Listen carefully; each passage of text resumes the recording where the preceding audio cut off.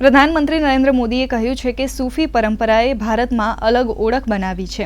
તેમણે નવી દિલ્હીના સુંદર નર્સરીમાં આયોજિત જહાન એ ખુશરો સૂફી સંગીત કાર્યક્રમમાં કહ્યું કે કોઈપણ દેશની સંસ્કૃતિ અને સભ્યતા તેના ગીતો અને સંગીતથી સમૃદ્ધ બને છે। તેમણે જહાન એ ખુશરોની સરાહના કરતા કહ્યું કે આ પ્રકારના આયોજન દેશની સંસ્કૃતિ અને કલા માટે મહત્વપૂર્ણ છે।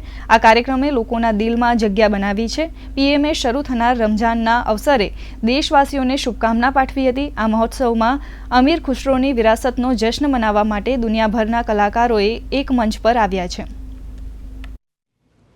एक ऐसी साझी विरासत है जिसको हम सब मिलजुल कर जीते आए हैं।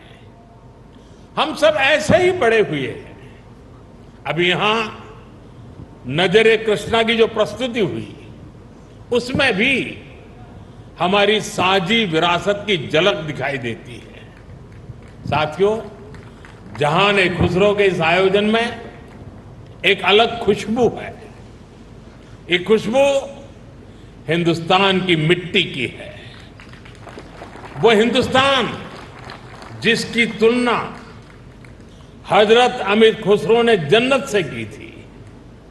हमारा हिंदुस्तान जन्नत का वो बगीचा है जहां तहजीब का हर रंग फला फूला है। यहां की मिट्टी के मिजाज में ही कुछ खास है।